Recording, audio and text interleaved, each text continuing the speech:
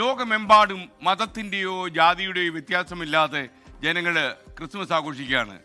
ഈ അവസരത്തിൽ ഒരു ബൈബിൾ കഥയാണ് ഞാൻ ഇന്ന് രാവിലെ നിങ്ങളോട് പറയുന്നത്. യേശുവിനോട് ഒരു നിയമോപദേഷ്ടാവ് ചോദിച്ചു, നിത്യജീവൻ പ്രാപിക്കാൻ ഞാൻ എന്താണ് ചെയ്യേണ്ടത്? നിയമപ്രമാണത്തിൽ എന്താണ് പറഞ്ഞിരിക്കുന്നത്? യേശു തിരിച്ചു ചോദിച്ചു, നിന്റെ ദൈവമായ കർത്താവിനെ നീ പൂർണ്ണ മനസ്സോടെ സ്നേഹിക്കുക, നിന്നെപ്പോലെ നിന്റെ അയൽക്കാരനെയും സ്നേഹിക്കുക എന്ന് ഉപദേഷ്ടാവിനോട് പറഞ്ഞു. ഉത്തരം ശരിയാണെന്നും നീ അങ്ങനെ തന്നെ ചെയ്താൽ മതിയെന്നും യേശു പറഞ്ഞു. അപ്പോൾ നിയമോപദേഷ്ടാവിൻ്റെ അടുത്ത ചോദ്യം, ആരാണ് നല്ല അയൽക്കാരൻ? ഒരു ഉപമയായിരുന്നു യേശുവിൻ്റെ മറുപടി. ഒരു മനുഷ്യൻ ജെറുസലേമിൽ നിന്ന് യെരിഹോയിലേക്ക് പോകുമ്പോൾ കൊള്ളക്കാർ ആക്രമിച്ചു. പാതി ജീവനുമായി വഴിയിൽ കടന്നുപോയ അവനെ നിരവധി ആളുകൾ കടന്നുപോയി. അതിൽ ഒരു പുരോഹിതൻ വരെ ഉണ്ടായിരുന്നു. എന്നാൽ അവരൊന്നും ഇയാളെ ശ്രദ്ധിച്ചതേയില്ല. നമ്മളെന്തിനാ അതിലൊക്കെ ഇടപെടണം എന്ന് കരുതി ആളുകൾ കടന്നുപോയി. അവസാനം യഹൂദർ അശുദ്ധരായി കണക്കാക്കുന്ന ഒരു സമരിയാക്കാരൻ ആ വഴി വന്നു. വഴിയിൽ വീണ് കിടക്കുന്ന മനുഷ്യനെ കണ്ടു.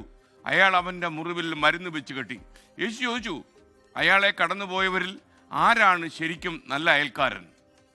അപ്പോൾ നിയമോപദേഷ്ടാ പറഞ്ഞു, അവനോട് കരുണ കാണിച്ചവൻ. നീയും അതുപോലെ ചെയ്യണമെന്ന് യേശു ഉപദേശിച്ചു. അയാളാണ് നല്ല അയൽക്കാരൻ.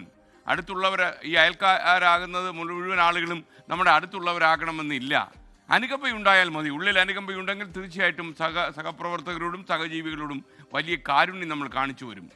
ആ അന്യരോട് കരുണ കാണിക്കുന്നവർക്ക് ദൈവകാരുണ്യം ലഭിക്കാൻ അവകാശമുള്ളൂ എന്ന ബൈബിൾ വാക്യം പ്രിയപ്പെട്ട പ്രേക്ഷകരെ ഓർമ്മിപ്പിച്ചുകൊണ്ട് ആ മഹത്തായ ആശയം ഇന്ന് ലോകമെമ്പാടുമുണ്ട്. അത് ലോകമെമ്പാടും കൂടുതൽ പ്രചരിക്കട്ടെ എന്ന് ആശംസിച്ചുകൊണ്ട് ഈ ക്രിസ്മസ് ദിനത്തിൽ ഒരിക്കൽ കൂടി എല്ലാവർക്കും ക്രിസ്മസ് ദിന ആശംസകൾ നേരുന്നു. നമ്മുടെ പ്രിയപ്പെട്ട പ്രേക്ഷകർ സമാധാനത്തിൻ്റെ വാഹകരാണ് എന്നെനിക്കറിയാം. അപ്പോൾ ഈ ഒരു നല്ല ചിന്തയോടെ നമുക്ക് ഇന്നത്തെ ക്രിസ്മസ് സ്പെഷ്യൽ മോർണിംഗ് ഷോ ആരംഭിക്കാം.